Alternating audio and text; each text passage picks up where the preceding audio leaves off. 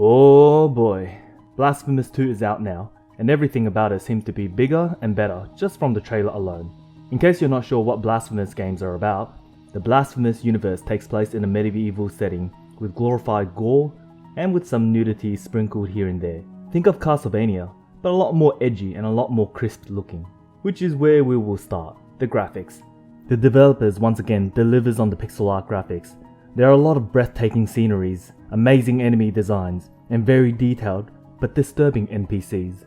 The world is littered with so many statues, figures and whatnot, but perhaps there's a little bit too much. They look amazing, don't get me wrong.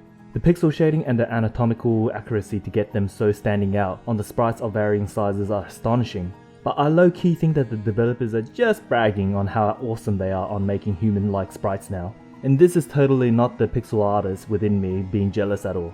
Nope, not even a little bit. What I do find weird though, is the cutscenes on this game. The developers this time around went with the hand-drawn cutscenes over the pixel art they had before. This allowed for more fluent character movement and more dynamic camera angles, but at the same time, it feels like the game has given up a piece of its identity in doing so. Perhaps because the hand-drawn cutscenes doesn't feel like it's in tune with the in-game graphics and what they are striving for. The lighting is a bit too bright, and the hand-drawn style looks more similar to something like Invincible over the Castlevania Netflix series. It just doesn't seem like the right tone at all. But at least this time around, the world feels a lot more alive. The NPCs this time feels more rememberable. Not that the first game wasn't, but in this game, you have so many NPCs with so much mystery behind them. I have a few that already stick in my head, such as why does this priest have the longest gown? Or the lady that boosts your health. There is a chalice in the room, which I'm still not sure why you need to stab yourself for it, but I do it because I felt obligated. But this is not the main appeal. The main appeal of this lady is the arm she outstretched to you, with cupids around her arm. Looks cute and all, but as you dive further into your adventures, this once so cute and lovely scene is a lot more sinister than it appears, because slowly but surely, the cupids are tearing her skin off her arm, skinning her. It is a huge step up when it comes to the NPC and their side quest. Almost reminds me of Zelda Majora's Mask when it comes to side quests, which is a very good thing. So the side quests are epic, but how does the main story compare? Well, it's as confusing as ever to me. From what I can gather, you're once again on a mission to repent, hence you are the penitent one. But this time, the people who get in your way are other penitents, whom are also known as the confraternities, where there will be 5 of them in total, and they make up to be the main bosses of the game. So let's get into the combat. Blasphemous put a lot of emphasis on combat over world exploration when it comes to gameplay, and this time around, the game has significantly improved on what they had on the first Blasphemous game. A lot of things return from the first game, such as weapon upgrades, the executions that are like fatalities, and many more. But unlike the first game, Blasphemous 2 offers 3 main weapons for you to pick at the start, and all can be collected later on. There is the sword from the first game, Ruger al Alba.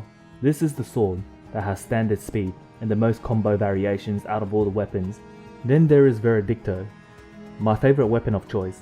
It is essentially an oversized flail that hits slow but heavy, and it also has the furthest reach. It can also do this pretty OP spinny spin move that can chunk so much HP out of certain enemies, which you can see on this clip that is playing on background right now. Finally, there is Cementio and Centella, a dual blade that boasts incredible speed and spammable strikes. My least used weapon though, since the strikes feel like it's a gameplay of death by 1,000 stings, but that's just my preference. I'm sure one of these 3 weapons will match your gameplay choice, especially when all 3 weapons have adequate amount of upgrades, so it shouldn't be a problem. But in the off chance it doesn't, Fervor is back, which is essentially a magic system in any other game, and this time you have a weak cast and a strong cast of magics. The weaker ones are faster and more spammable, while the stronger ones drain more mana and have more impressive visuals. There are other things that support your combat capabilities as well, such as equipable items on your rosary knots to boost your stats, and also statues that you can equip that usually grants you some kind of passive effect for your combat gameplay. Now how does this all tie up in combat? While you will have a preferred weapon of choice, the game does have various enemies that give you incentive to use different weapons against different enemies. For example, I use the flail for just about everything except for some enemies where they have a large and heavy strikes. In this case, I would swap to the sword where I can parry them instead. This goes the same with bosses as well. Speaking of bosses, I'm not gonna lie, while the gameplay versus the bosses this time around is more fun, as the bosses have more varied attacks patterns and a moving hitbox instead of a giant sandbag stationed in one spot for you to pound on. Blasphemous 2 bosses feel a bit lacking in the visual department. They look amazing as a sprite, but the charm of them looking like a Souls boss or some kind of hellspawn are gone. Instead, a lot of the bosses feature more humanly designs now, which is kind of sad if you ask me. I felt the grotesque design was part of the identity of Blasphemous. But having said that, there is one boss in this game that is more epic than any boss from the first Blasphemous, and this boss is Orospina. Everything about her is executed perfectly, from the lead up, to the theme, to the gameplay, and even to the music. Before you meet her, you will have to drop a giant web-woven egg into her room, and once the room becomes available, you drop into a dark giant pit hole, where you meet Orospina. Her theme is a duelist with a rapier that plays with strings that may or may not be inspired by Hornet from Hollow Knight. Her attacks are quick, but very fair. There is no onslaught of rapid attacks that overloads you. She will give you a very large and obvious warning before she executes the attack. So if you get hit, you really have no excuse other than to blame yourself. Truly a get good moment. The music is minimal, just some heavy tapping or banging, but as you scrape her health bar away, the music becomes faster and more bombastic, making the duel more and more intense as the battle continues. It's more like a dance with her at this point. Honestly, this fight is pure perfection, and if you're not drawn into the game by this point, the game is probably not for you. But that's enough combat for now. Let's see how world exploration fares this time around. The game has made a lot of quality of life improvement, as there are now objective markers that will lead you on where to go next if you ever feel lost. For a lot of new players, this is considered a very good feature, but for others, they may feel that this is too much hand-holding. I'm personally indifferent to it, as there are enough interesting things around the world that makes every nook and cranny to be fun and interesting to explore. And when it comes to the actual exploration, Blasphemous 2 has definitely learned from its predecessor. World exploration can be kinda fun now.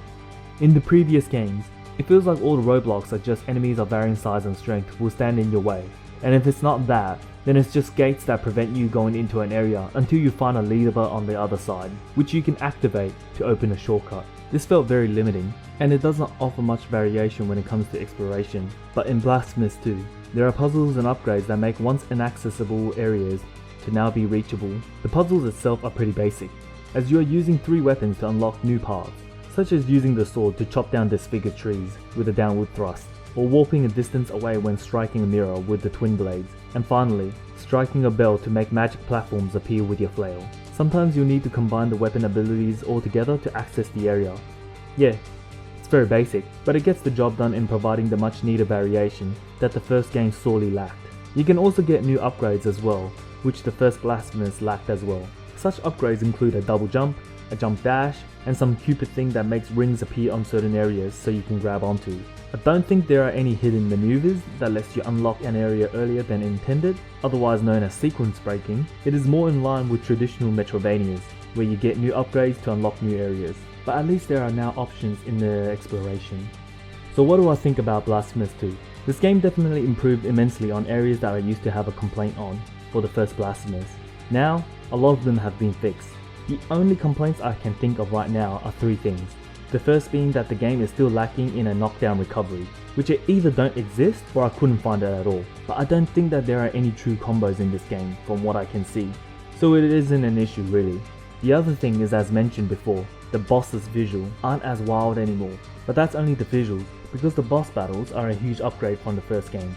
Finally, too many monster gates, especially in the later parts of the game, making the ending feel padded and dragged out. What do I mean by monster gate? Imagine walking towards your destination, but all of a sudden, you're trapped in a small confined area. You can't go back from where you came from, and you can't move forward. In this area, monsters will spawn in sequence, and you have to defeat them all before you are allowed to travel again. As I said earlier, it feels like unnecessary padding for the game to increase difficulty or to drag out the game at the end. If half of those monster gates get removed, the quality of the game will not drop, and in fact, I think the game will be more highly regarded. But those complaints aside, this game is a whole lot more fun and enjoyable than the first game. But because there isn't a difficulty setting unlike the first game, it could be a barrier for some players to pick up or to finish the game, especially in the later stages. I mean, I almost failed in beating the game with how hard the second battle of the first penitent is, so I wouldn't recommend this game to someone who doesn't like games to be too difficult. But other than that, It's definitely a really fun game, and it's 100% worth playing regardless if you've played the first game or not.